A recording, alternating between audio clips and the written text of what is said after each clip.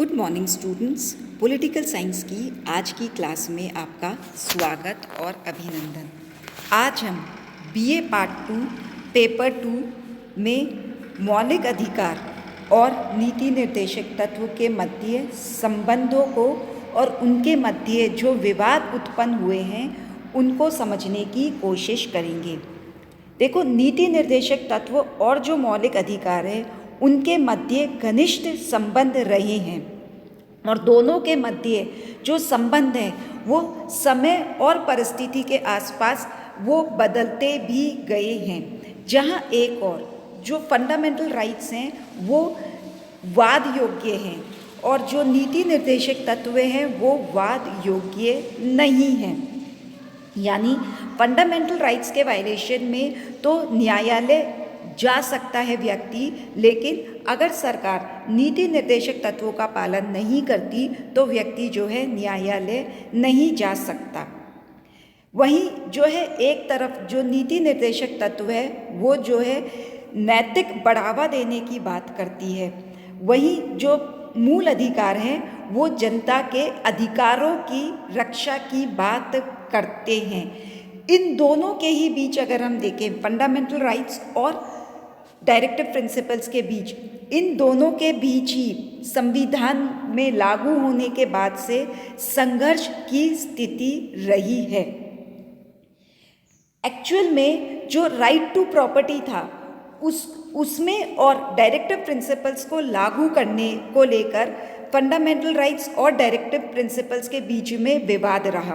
Directive principles को लागू जब किया गया तो वो जो लागू किया गया वो राइट टू प्रॉपर्टी जो था उससे जो है उसका क्लैश होने लगा।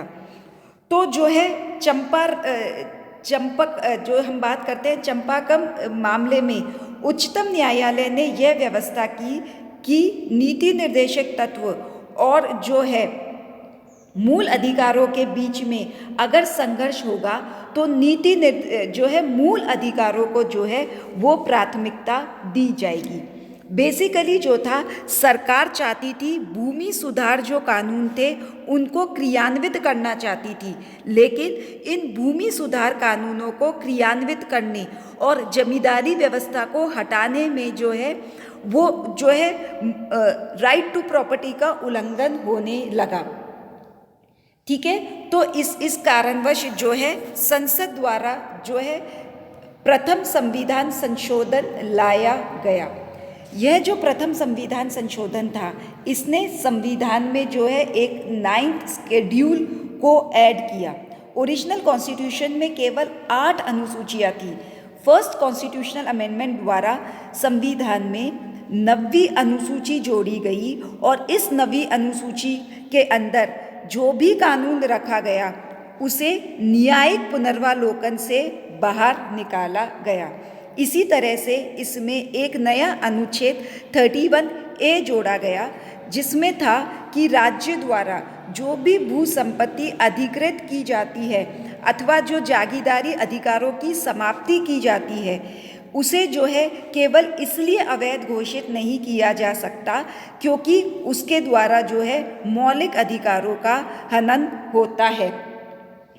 इसी के बाद जो है सरकार ने 4th कॉन्स्टिट्यूशनल अमेंडमेंट भी इंट्रोड्यूस करा। इसके अंदर जो 4th कॉन्स्टिट्यूशनल अमेंडमेंट था इसमें यह व्यवस्था की गई कि जो भी राशि सरकार दे रही है भूमि अधिग्रहण करने के बाद उस राशि की मतलब पर्याप्तता या अपर्याप्तता का जो प्रश्न है वो न्यायालय के क्षेत्र से बाहर कर दिया गया। इसका क्या मतलब था कि जो भी भूमि या संपत्ति सरकार द्वारा अधिकृत की जाती है उसकी राशि जो है निश्चित करने का जो अधिकार है वो संसद के पास ही होगा। फिर जो है संसद ने 17th कॉन्स्टिट्यूशनल अमेंडमेंट पास करा जिसके की अंदर उन्होंने 9th अनुसूची में कुछ और भूमि सुधार संबंधी अधिनियमों को सम्मिलित करा और अनुच्छेद 31A(1)(b) के अंदर जो है उन्होंने एस्टेट वर्ड और जो जागीर वर्ड था उसकी जो है व्याख्या विस्तृत करी। इस समय तक जो था अगर हम बात करें तो न्यायपालिका ने भी जो है जो डायरेक्टिव प्रिंसिपल्स थे और जो फंडामेंटल राइट्स थे, उन दोनों के बीच उन्होंने जो है संतुलन बनाने की बात ही रखी। और संसद द्वारा जो भी संविधान संशोधन पारित किए गए जो है उसको उन्होंने मान्य ही रखा। और उन्होंने जो है ये माना कि ये जो नीति निर्देशक तत्व है और जो है वो मौलिक अधिकार, ये जो है एक दूसरे के पूरक के रूप में ही लागू किए जा सकते हैं। लेकिन 1967 के अंदर जो है गोलकनाथ का जो मामला आया, उसमें जो है व्यापक परिवर्तन किए गए। इस डिसीजन में जो सुप्रीम कोर्ट थी उसने अपने जो पुराने जो डिसीजंस थे, जो हम सज्जन सिंह या शंकरी प्रसाद केस के जो डिसीजंस थे, उन्हें उलट दिया। इसमें सुप्रीम कोर्ट ने ये कहा कि संसद किसी भी मूल अधिकार को जो है समाप्त नहीं कर सकती। यानी अगर संसद नीति निर्देशक तत्वों को लागू करने के लिए मूल अधिकारों में जो है संशोधन करना चाहे तो संसद के पास ये अधिकार नहीं है। इस निर्णय के अंदर जो है उच्चतम न्यायालय ने ये कहा कि ये जो मुआवजा की जो राशि है वो सरकार द्वारा जो है वो कम नहीं की जा सकती। तो यानी जो न्यायालय थी उसने राज्य के नीति निर्देशक तत्वों और मौलिक अधिकारों के बीच में जो था उसमें जो विरोधाभास या असंगति की जो स्थिति थी, उसमें उन्होंने ये बात बताने की कोशिश करी कि जो मौलिक अधिकार हैं वो इम्पोर्टेंट है और मौलिक अधिकारों का जो है उसमें संसद द्वारा संशोधन नहीं किया जा सकता और नीति निर्देशक तत्वों को लागू करने के लिए भी जो है वो संसद मौलिक अधिकारों में जो है संशोधन नहीं कर सकती। तो हम ये कह सकते हैं कि गोलकनाथ केस के बाद एक स्थिति ऐसी बनी कि नीति निर्देशक तत्वों की जो है स्थिति फंडामेंटल राइट्स की तुलना में अगर हम बोलें तो वो थोड़ी निम्न स्थिति आई। लेकिन संसद ने जो है गोलकनाथ मामले के बाद 24th और 25th कॉन्स्टिट्यूशनल अमेंडमेंट अमेंडमेंट लाए। 24वें अगर हम बात करें संविधान संशोधन के अंदर संसद ने जो है यह व्यवस्था की कि संसद को संविधान के किसी भी अनुच्छेद जिसमें कि मौलिक अधिकार भी शामिल है को संशोधन करने का अधिकार है। यानी 24th कॉन्स्टिट्यूशनल अमेंडमेंट में जो है ये बात आई कि जो संसद है वो फंडामेंटल राइट्स के अंदर भी जो है अमेंडमेंट कर सकती है।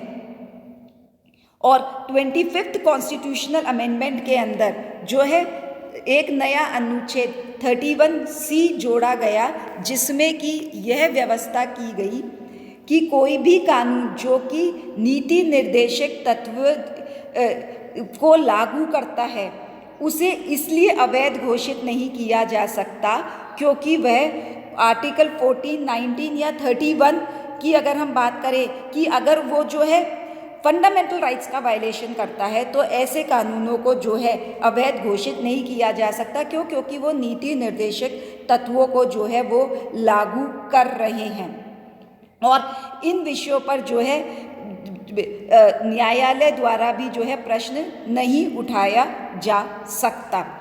तो अगर हम बात करें 24th और 25th कॉन्स्टिट्यूशनल अमेंडमेंट के बाद, तो 24th और 25th कॉन्स्टिट्यूशनल अमेंडमेंट के बाद ये स्थिति रही कि सरकार अगर नीति निर्देशक तत्वों को लागू करने के लिए जो है वो फंडामेंटल राइट्स में भी अमेंडमेंट कर सकती है और ये जो अमेंडमेंट्स करेगी सरकार फंडामेंटल राइट्स के अंदर उसको जो है न्यायालय में चुनौती नहीं दी जा सकती।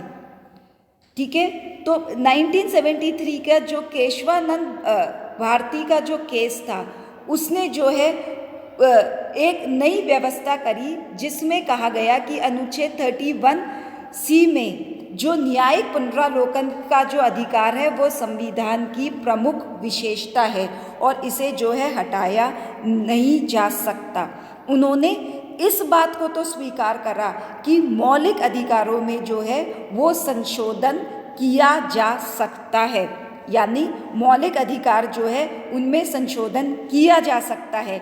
लेकिन जो न्याय पुनरावलोकन के जो अधिकार है आर्टिकल 31C में, उसको जो है उसको नहीं लिया जा सकता। क्यों? क्योंकि ये संविधान का जो है वो बेसिक स्ट्रक्चर है, वो संविधान की एक मुख्य विशेषता है और संसद जो है जो basic structure of the constitution है उसमें अमेंडमेंट नहीं कर सकती। इसके बाद अगर हम बात करें तो 42nd कॉन्स्टिट्यूशनल अमेंडमेंट आया, जिसमें कि जो है ये कहा गया कि नीति निर्देशक तत्वों को लागू करने के लिए संसद जिन किन्हीं कानूनों का निर्माण करे उन्हें इस आधार पर चुनौती नहीं दी जा सकती कि ये कानून संविधान में दिए गए किसी भी अधिकार को जो है वो सीमित करते हैं। ठीक है, इसमें जो है कि है ये कहा गया कि वो नीति निर्देशक तत्वों को जो है इसमें इम्पोर्टेंस दी गई और उन्हें प्राथमिकता दी गई और ये कहा गया, ये जो 42nd कॉन्स्टिट्यूशनल अमेंडमेंट था कि उन्हें जो है फंडामेंटल राइट से भी ज़्यादा इम्पोर्टेंट बना दिया गया। कैसे?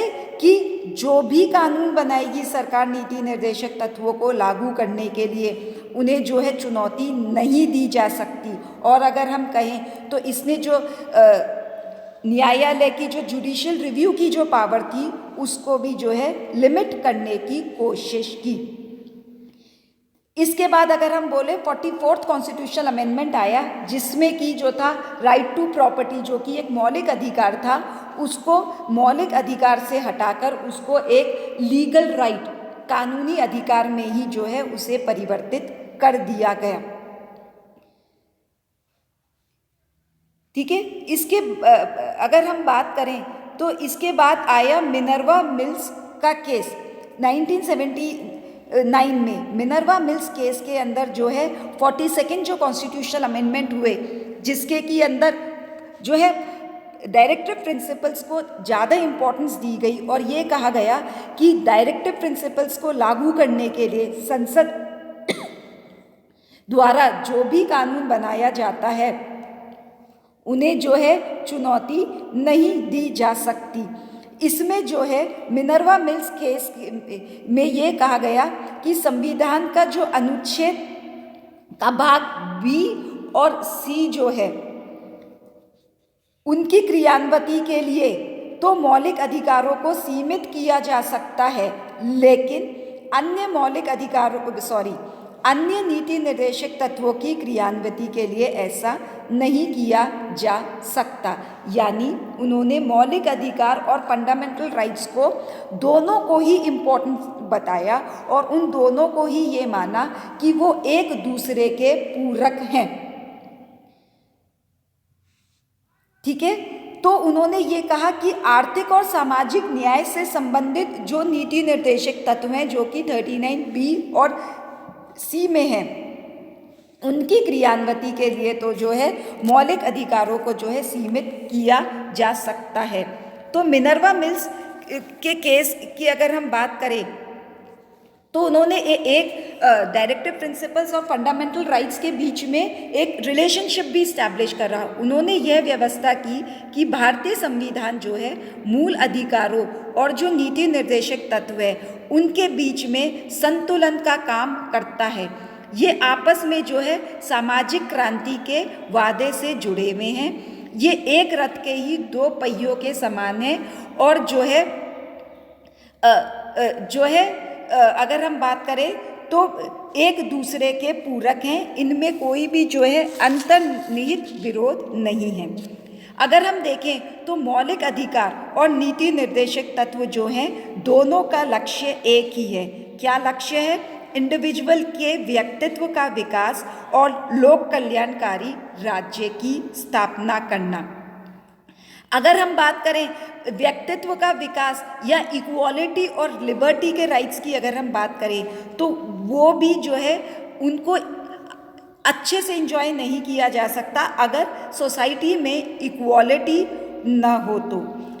ऑस्टिन ने भी लिखा है कि संविधान ने मौलिक अधिकार और नीति निर्देशक तत्वों को इस आशा और इस अपेक्षा से सम्मिलित किया था कि एक दिन भारत में वास्तविक स्वाधीनता का वृक्ष लहराएगा। एक्चुअल में अगर हम देखें तो चाहे वो फंडामेंटल राइट्स हो या directive principles of state policy, ये दोनों एक दूसरे के कॉन्ट्रडिक्टरी नहीं हैं। अगर हम देखें तो दोनों ही भारतीय संविधान का एक इम्पॉर्टेंट अंग है। पार्ट 3 और पार्ट 4 जो है इंडियन कॉन्स्टिट्यूशन का, वो एक दूसरे से विरोधी नहीं है। ये तो भारत में पॉलिटिकल, सोशल और इकोनॉमिक इंडिपेंडेंस और जस्टिस को स्टैब्लिश करने की बात करते हैं। इसलिए ये सोचना कि नीति निर्देशक तत्व इम्पोर्टेंट हैं या fundamental rights are more important, तो ऐसा नहीं है। ये दोनों ही जो है they are both supplementary and complementary to each other, यानी नीति निर्देशक तत्व और जो फंडामेंटल राइट्स हैं ये दोनों ही एक दूसरे के पूरक हैं। और अगर हम देखें तो भारत के जो उच्च आदर्श हैं, जो संविधान निर्माताओं ने जो आदर्श जो स्थापित करे थे, वो आदर्श जो है इन दोनों की ही लागू होने के पश्चात, मतलब ये जो आदर्श हैं ये इन दोनों से ही जो है प्राप्त किए जा सकते हैं। उम्मीद करती हूँ ये आपको समझ में आया होगा कि नीति निर्देशक तत्व और जो फंडामेंटल राइट्स हैं, मौलिक अधिकार हैं, वो एक दूसरे के विरोधी नहीं हैं, वो एक दूसरे के पूरक हैं। आज के लिए इतना ही। धन्यवाद।